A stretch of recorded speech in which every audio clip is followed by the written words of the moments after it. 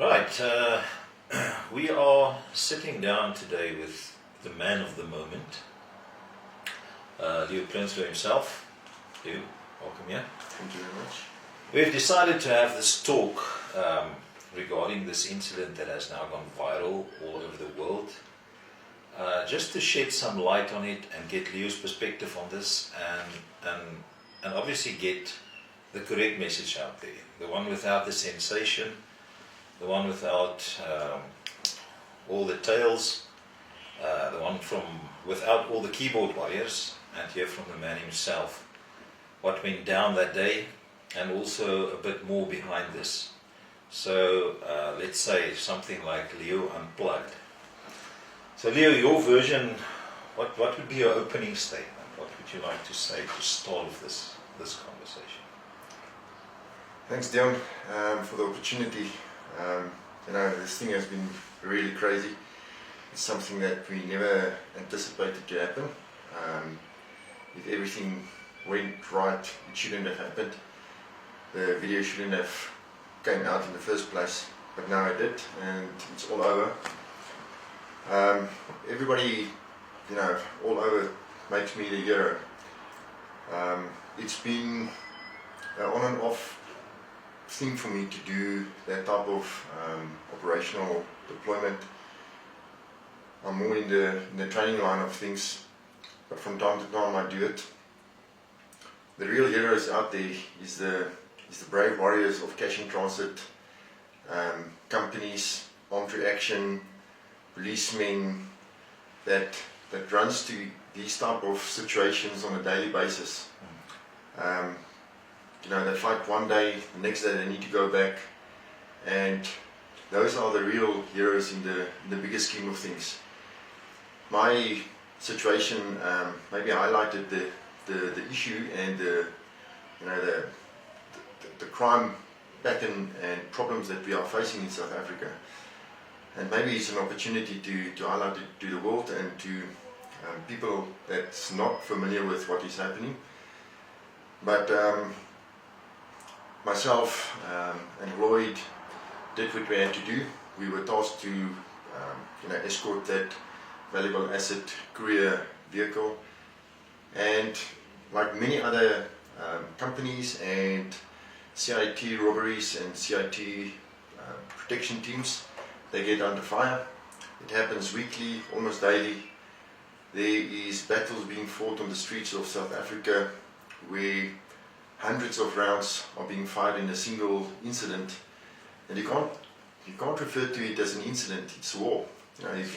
If there's 250 to 300 rounds being fired per robbery, it's not an incident. It's downright a war zone. And sometimes there's two good guys versus 20, 30 bad guys.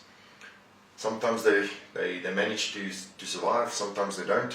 A couple of weeks ago, a week after my incident, there was another guy that did the same task. He was killed.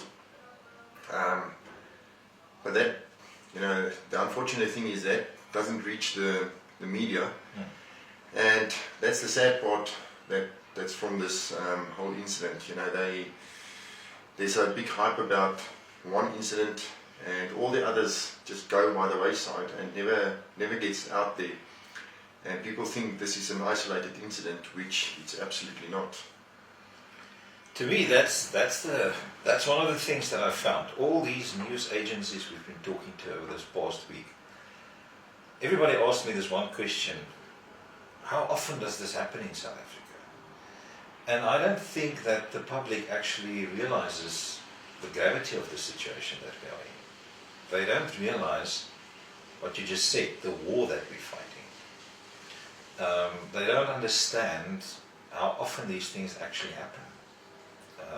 The scary part for me is that a lot of South African people don't get this. They were like, what the hell is going on? Is this really happening? Yeah, true. You see, the thing is, I think we've become so desensitized with crime in general. If it's not cash in transit, it's a hijacking. If it's not hijacking, it is business robberies, house invasions, rape, murder, of all kinds of things like that. I think South Africans have been bombarded so much with the bad stuff in the last couple of years that we try to just put it under a blanket and not face the reality. But these kinds of things happens literally on a daily basis. Between my incident and as we sit here today, I know about 6 robberies that took place, and where people get injured, wounded, killed. So it's a severe problem out there which needs to be addressed, not only for the security people themselves, but public in general. Yeah. Because it affects absolutely everybody. I think there's the key. It affects everybody. So we'll get to that in a bit. I think if you wouldn't mind describing in your own words what went down on that day on the video. Okay. So, it turned out to be a normal day. We started escorting the vehicle, ending up on the highways. As normally, one tried to keep a very good observation around the vehicle as far as you can, as best as you can. I thought I would be able to spot them before they knock us, but unfortunately the first moment that I knew they were there was when the shots struck the vehicle. The one vehicle came past us before the shots were being fired, because they use usually 2 or 3 vehicles or more in certain cases. One vehicle is dedicated to the courier van, and then there's 1 or 2 vehicles dedicated to the escort vehicle, because they know that if they take out the escort vehicle and the security of the merchandise, the stealing of the the robbery of the merchandise is easy target.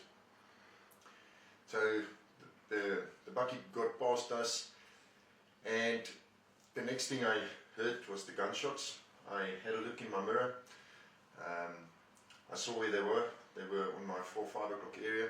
I swerved into them. And one needs to understand, these guys didn't wake up that morning and decided to do a robbery. These guys are organized, they've got training. They are, like we all know, they are either current or ex-police, military or security personnel. They are trained, they have got contacts, they know what they are doing. Military precision is evident on a lot of these incidents. So I tried to bump them off the road. I managed to miss them first time. Then I saw that Bucky pushed the courier van off. Then I went over, went for them, trying to get them away from the courier van. As I drove past them, the Bucky took off. I tried to ram him off, and he just disappeared. The other vehicle came from behind. Again, I tried to block him. He came past me. I tried to ram him again. Unfortunately, those vehicles are quite powerful and fast. So he got past me before I could give him a proper push. Once he went past me, I turned around to go back to the courier vehicle to see where their crew was. I knew they were out of the bucky. They ran down the highway. But at that stage, there was 3 armed robbers with AKs on the highway. So I went back to the courier van.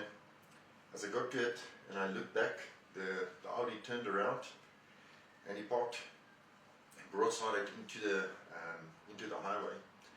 And his crew came out. They formed an extended line and they started shooting at us again. So I went for them again with my vehicle. And I know some of the questions was, why didn't we shoot back and all of that. That particular vehicle didn't have any gun ports in the doors with windows, so that wasn't a great option. I would have had to open the door to engage him with a rifle. At that stage, my vehicle was my weapon and my cover, so that was my first option to use until it's exhausted, until the vehicle has been shot out or disabled completely. then my follow-up actions would have changed. But at that stage, that was my first option, and that's what we used. So I went after the audio again. At that stage, there were 6 armed men on the highway. I tried to chase the audio down. He went into entrance of a hotel close by. I pushed him around. He went over those concrete balls. He got stuck. I tried to get over the concrete balls to get close to him, and I got stuck. And unfortunately, that's where the whole thing ended. So that's how that incident happened. The severity of the gunshots, or the accuracy of the gunshots, is evident that it was not a first-time robber or a untrained person behind those AKs and the other weapons that they've used. You could see they were well prepared. The modus operandi is what they normally use. We know that, and that was my go-to plan. The only thing you can really do in a situation like that is try to pre-visualize what you're going to do. There's unfortunately no ways that any person, any training provider can train you specifically in a real life scenario like that to do. So in my mind, I knew my weapon was my vehicle, and that is how I was going to utilize it. And I kept on pre-visualizing what I will do, and luckily that kicked in. It was an instinctive action. In a situation like that, one cannot formulate plans once the shots is incoming, and once everything starts happening, then a lot of your actions is based on instinctive actions, and those instinctive actions are based from previous experience, training, and concepts, what we call muscle memory, that needs to be built. And all of that starts in your mind. You need to have a strong mind. You need to have a clear mind as to what your weapons are. You need to be instinctively familiar with your tools and systems that you has to your availability. Let's talk about some of the talking points out there. The first one being, okay, you covered why didn't you shoot back, because that's one of the issues that I see all over. Why didn't they shoot back? Okay, so that one we've covered. The next one, what could Lloyd have done any different? Hold the gun better. Yeah. Look, whenever you see, all these incidents, and with CCTV footages and cameras all over the world, we see them more and more. Dash cams of police vehicles, shopping centres and things like that. And every second armchair critic and keyboard warrior has got his own version of what he would have done. We take it from where it comes. We just laugh and laugh at them. Some of the comments are really funny actually. But those people that has got lots of critics or criticism against Lloyd, they must get up, put their sugar-free soft drink down, put their bucket of popcorn down, get up from behind their screen or the TV where they've watched their 100th action movie, put on the bulletproof, put on your boots, get into the car with us in that confined space, and maybe when you're lucky, because you are bound to be lucky sometimes, bullets will be incoming. Yeah. Let's see what you are made of really, because hindsight is a wonderful thing. Yeah. And in hindsight, I could have done much better. I could have done certain things better, but in the moment, things happen in the moment, and you need to live in that moment, and you need to react in the moment. So Lloyd did a good job. He did what he was asked to do. I asked him to phone Robbie and Joss.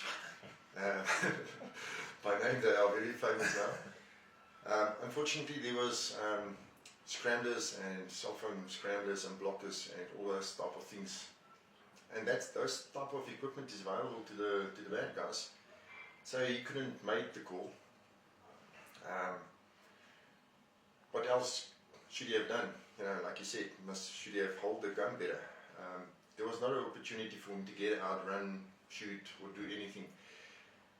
The best thing he could do was stay calm, which he did brilliantly. He didn't freak out and be a bigger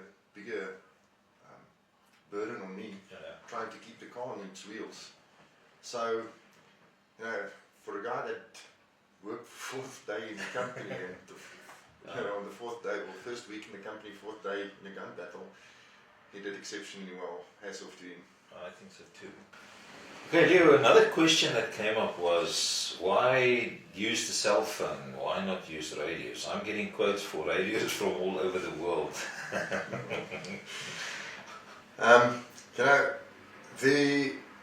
There's a place for radios in a lot of circumstances or incidents and work environments. In this case, it wouldn't have helped us because we were alone. We didn't have a backup. If you have backup in close proximity, radios is absolutely the thing to have. Robbie and Joss was in the area, but not in radio contact or in reach of radio contact. And so making a call on a cell phone would have been the better option. We know that we are alone in a situation. If there is a good Samaritan, maybe of another company, or just happens to drive past, or a policeman or whoever who's willing to assist, that's an absolute bonus. Usually these robbers, they are so brazen that they don't care about backup anyway. They will also get engaged. So, question of radios. Radios in this instance wouldn't have assisted us in any way to call for backup, because backup was only 30 minutes away from the closest point. Yeah. Okay, so I think let's move on to the next part of this, training. Okay, so one of the solutions that we've talked about previously is training. So let's look at, let's say, industry-specific training. What is available there? What is your suggestions around training? What courses are there, and so on and so forth? Look, I'm a trainer by heart. That's my passion. So training is the only thing that an operator has got to fall back on in an incident like that. The better the training, the better chance he has got. The people, normally there's a misconception, they've got a firearm with him, he's got an armoured vehicle, or he's got an IFAC, medical kit on him, and he think he's ready to take on the job and multiple attackers and manage the situation. And many times they fail because, again, one of the big misconceptions is that in the industry, for a civilian and or security officer, there's a process that he needs to go through to obtain a competency certificate from the SA Police. And many times I think that by having that certificate in his hands, it makes him capable of managing the situation. That whole process is wrongly named. It should have been a compliance process instead of a competency process, because it makes you compliant with the law, but not yet competent, or not necessarily competent. Competency comes over a period of time, multiple times on the range or in training, and I think that's where lots of people, the security industry as well, they are being regulated by PSERA, by the police, and there's regulations that they need to adhere to. Unfortunately, there's companies out there that literally throws their people to the wolves. They appoint them with a bare minimum of qualifications, knowing that you know, the environment that they're going to work in is so dangerous, but because they chases money and profit, the guy that he sends out into those jobs is just a collateral damage, almost can I say, and that's a big issue. I've been in the industry for many years. I've seen the level of training and the level of ability of armed security officers from all in every field, whether it's cash in transit, armed reaction, and I'm very sad to say that the quality and the ability out there does not stand up to the dangers they are facing. The problem is now that the outcome of a situation like that is based on luck. The operator is just lucky that he hasn't been killed, and that is just not a good place to be. The industry needs to realize that the better trained officer you get, the better jobs you will get. Now then the guy on the street will sell himself or sell the company. He needs to look the part and he needs to be the part at the end of the day. Yep. I've seen companies that really doesn't care. They send the guy maybe once a year for a qualifying shoot or what we call a Regulation 21 assessment, which is not even closely enough to get the guy where he needs to be able to manage himself. But when it comes to bottom line margins, they do not want to spend money on their personnel. That goes for, apart from training, it goes to equipment and everything that goes with it. But when it comes to specific training, the people needs to be able to have the confidence to go out there and know whatever comes his way, he will be able to manage. Too many times I get onto the range and I ask them, if you look at an incident like that, how much confidence have you got to manage that? And sadly, almost 90% plus of them recognizes the fact that they do not have what it takes to do that. So to them, it's a job. He needs to earn an income.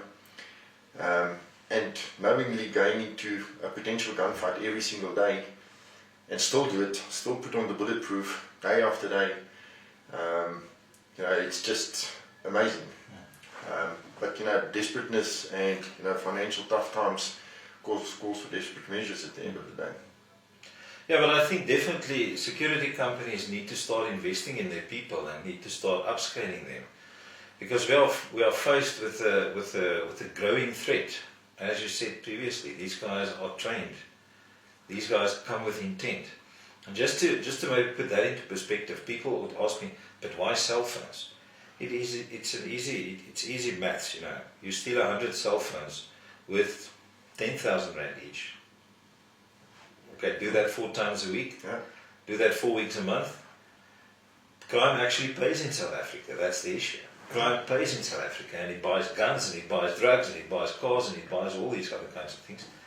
And then in the industry we sit with that. So I think this message we need to get clear. We need to make this must be very clear, that security companies need to invest in training in their personnel as a kickoff, because they'll be able to deliver a better service and so on and so forth. So on that point, what type of training is available from you guys for the industry? So we provide a wide variety of training. Firearm training entails a wide array of courses. When we start training anybody, we need to start at the basics. We need to form a foundation that forms the base of anything he does with a firearm in his hand. Too many people out there think, he watches 1 or 2 action movies and he can perform those same actions. It's very difficult to hit the target, standing still. It's much difficult, or much more difficult to hit it when you're under stress. There's moving targets, there's multiple targets, and there's incoming bullets. That changes the picture dramatically. So we do firearm training from a basic level to advanced tactical level. In all types of firearms there is. We try to get the people's mindset ready because, like I said, you know, that's what you've got. You've got a mindset, you've got a strong internal belief in yourself, and then you need to take that over into your physical actions. So we work on the mindset, we work on the physical and operational skills, and that's just on firearms. Then, well, in my case, you need to be able to manage your vehicle. In many cases, in many instances, the vehicle is the primary weapon for a period of time until you get shot out, which happens in a lot of the cases. And then you need to revert back to plan B and C and so forth as the environment changes, because every gunfight is an extremely dynamic situation and it changes very rapidly. And you need to be able to keep up with that changes very quickly. So you need to be able to manage your vehicle, you need to know the ability of your vehicle, what you can do with your vehicle, not to throw it over, and then you put yourself back in the gunfight, so to speak. If you get hurt, you need to be able to apply medical assistance either to yourself or to your crew or to some other people. So we do TACMED courses where we teach the people how to help himself, stop the bleed, all those type of things, and to assist with immediate trauma wounds at a basic level, basically. So we do CPO courses, you know, close protection officers, because they are just the same. You know, the target is just different. Their target is a human. Other people, target is the cash, or the client is cash, or cell phones, or whatever the case might be. But the attack is basically the same. So they need to be able to adapt to their working environment, and so does the cash and transit operator needs to work in his environment. And everybody out there that's in this type of work function needs to be able to apply his mind effectively in his operational capacity. So we do all those type of courses. There's other companies that does it as well. The thing is, companies, and I've worked for some companies that I found they just want to adhere to the bare basic minimum training standard that's being set out, and that is just absolutely not enough to qualify the people for what they need to do. I think on that point, what is important to understand, this is my take on it, is that many people will send, either civilians will come on one course, or a company will send the staff on one course, and then they'll be, oh wow, we learned this. But what people must understand is that the threat in South Africa is an ongoing threat. And as the time passes, the threat is growing, and it's increasing, and it's becoming worse and worse. So as the criminals become wise, just so the rest of us need to. And I'm a very pro-advocate for continuous training, for coming back and doing the next level and the next level and the next level. Yeah, continuous training is an absolute must-do. Whether it's for the security industry, for civilians, there's no way that you can have a one-day training session and it's going to prepare you for life for any incident like this, or even remotely like this. To build up a muscle memory, there needs to be time spent on the range. You need to adopt a mindset and a lifestyle of incorporating all these tactics and techniques and so forth into your system, so that the execution of those tactics and skills and all that you've gained from training needs to be instinctively applied. Because there's a concept that we call the body alarm reaction, and a lot of things happens to your mind and your body during a situation like that. and your rational thought process is very severely hampered. Your hearing goes south, you get tunnel vision, all of those things is required to be effective, but it gets severely hampered during a stressful situation. And the only thing that you can really do to give yourself a fighting chance, so to speak, is to train and repeat, and to get all those actions as an absolute muscle memory, to get your correct instinctive actions just like a heartbeat. A once-off training is all good and well. We see it a lot, unfortunately. People are very excited after a basic shoot sometimes, and they will see us again and again and again, but there's a very small percentage of people that comes back for continuous training. And then some on our basic shoots, you will see old shooters that comes, they are very good shooters, and they will come for a basic shoot because they know and understand what it requires. You need to have a basic foundation, and upon that you build up all your special skills, if you want to call it that. But continuous training is, if you value your life, and if you value your ability to make a stand, and to protect your family, to protect your crew, whatever, then continuous training is an absolute must. Okay, so I think we've heard the story now, and I just want to sort of emphasize the importance of training for both the security industry, farmers, community policing, and normal civilians out there. If by now you don't get the severance of what's actually happening out there, the reality of crime in South Africa, then you're most probably not watching anything out on social media or news at all. So you've heard how important training is, you've heard how important continuous training is, and obviously you should now begin to understand how important the correct training is. So it's important to get in touch with us so that we can tell you more about the courses and the specific courses, keeping in mind that we do tailor-make courses. We do client-specific courses. As Leo mentioned, there's CPO courses, advanced driving courses. There's the long loan operator course running over a 12-month period. There's the basic shoots, the competency shoots, the sniper courses, and so on and so forth. Keep an eye on the pages. We'll have the links on the video. We'll have the links. I'm not sure if we'll have it on the top here, on the bottom, or on the sides. Where just have a look in the descriptions and wherever, and keep following us for news on that.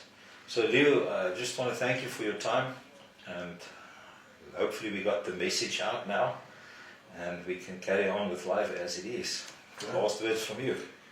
Thanks, Dion, for the opportunity. Yes, from my side, that's what we do.